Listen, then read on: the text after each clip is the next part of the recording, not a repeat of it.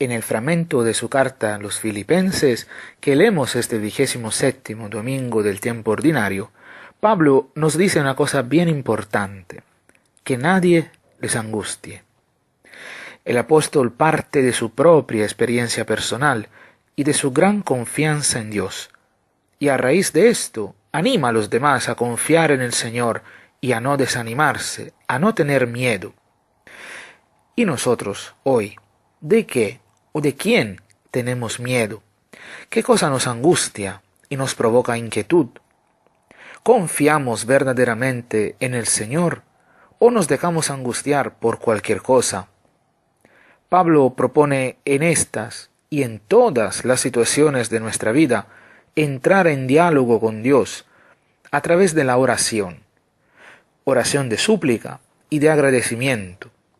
Muchas veces nos quedamos solamente en la oración de súplica, de intercesión, por nosotros y por nuestros seres queridos, especialmente en los momentos más difíciles de nuestra vida. Y nos olvidamos agradecer a Dios. Razones sobran, motivos no faltan para agradecer a Dios, y cada uno de nosotros en su vida sabe sus razones. De verdad, tendríamos que tener siempre este corazón agradecido a Dios por el don de la vida, por todos los dones que Él nos ha dado. Lo veíamos hace algunos domingos. No hay nadie que pueda decir que del Señor no ha recibido nada. Pero no agradecemos a Dios. Nos recordamos de Él solamente en la hora de la necesidad, en la hora de la angustia, del miedo, de la inquietud, como si Dios fuera algo mágico. Pablo nos ofrece también otras dos pistas muy interesantes este domingo. En primer lugar, nos pide tener en cuenta todo lo que es verdadero, noble, justo, amable, laudable. Y después nos invita a practicar lo que hemos aprendido y recibido de Él. Entonces Pablo, con su ejemplo, con su predicación, ha sido un maestro y un modelo de vida y de fe para los cristianos de Filipo. Muchos creen que la única recompensa del maestro es el dinero. Yo estoy convencido que la más grande recompensa que el maestro puede recibir es cuando los alumnos han entendido lo que él estaba intentando explicar y son capaces de ponerlo en práctica, de ser imitadores, de repetirlo. Quizás es por esto que en otro contexto el mismo Pablo dirá a los cristianos de Corinto: sean mis imitadores como yo lo soy de Cristo. Pablo actúa aquí como maestro que ha enseñado, que ha explicado, que ha aclarado, contestando a las dudas de sus alumnos. Ahora es el tiempo en que los alumnos tienen que producir frutos, tienen que aplicar lo que han aprendido. Es la parte práctica, pasan del banquillo a la cancha, en la cancha de la vida. Pero para dar estos frutos, ser consecuentes con las enseñanzas recibidas, es necesaria una cosa: permanecer con el Señor, no alejarse de Él. Por eso el pueblo de Israel y nosotros con Él pudo decir en su momento con el salmo que cantamos este domingo: no nos alejaremos de ti, danos vida. El peligro es grande: no ser discípulos consecuentes, discípulos preparados, no responder a las expectativas del Maestro. Es lo que leemos en la primera lectura de este domingo. Por medio del profeta Isaías, Dios habla de una viña y de las expectativas sobre ella. Buenas uvas y buen vino.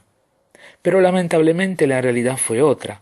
La viña dio racimos amargos, a pesar de que su dueño hizo todo lo que pudo para dar las mejores condiciones a su viña. ¿Cómo aclara el profeta? Del pueblo de Israel, representado por la viña, Dios esperaba buenos frutos, la dulce uva del cumplimiento de la ley, de la justicia. Pero los frutos que dio el pueblo de Israel han sido los racimos amargos de la injusticia, de la corrupción, de los asesinatos. Suena todo muy actual. Dios espera solo una cosa en realidad de nosotros: que seamos felices, que podamos caminar por senderos de justicia, de paz, de perdón, de reconciliación, de vida, porque son estos los senderos que conducen a la verdadera felicidad. A estos senderos muchas veces le preferimos otros senderos, callejones sin vía de salida, barrancos y abismos, sendas a menudo oscuras y tortuosas. Son los caminos que llevan a la injusticia, al egoísmo, al cerrar el corazón y las entrañas al dolor ajeno, cerrando la puerta santa de la misericordia, que es nuestro corazón, al otro. Todo esto produce un alejamiento de Dios, y se produce justamente cuando nos alejamos de Él. Se apaga la luz y ya no somos capaces de encontrar el buen camino. Lo vemos reflejado también en el Evangelio. Mateo nos relata otra parábola de Jesús, y como el domingo pasado, también ahora Jesús se dirige a los sumos sacerdotes y los ancianos del pueblo, quienes representaban la clase religiosa de aquel tiempo. Una vez más se habla de viña, que como hemos visto en estos domingos es una representación del reino de Dios. El propietario de la viña de esta parábola cuida su viña, le da todo lo mejor, desde el momento en que la planta hasta construir la casa del guardián y arrendarla a unos viñadores. Vuelve de un viaje, y a la hora de la vendimia, a la hora de dar los frutos esperados, se encuentra con una triste realidad. Los viñadores a los cuales había arrendado su viña se convierten en violentos homicidas.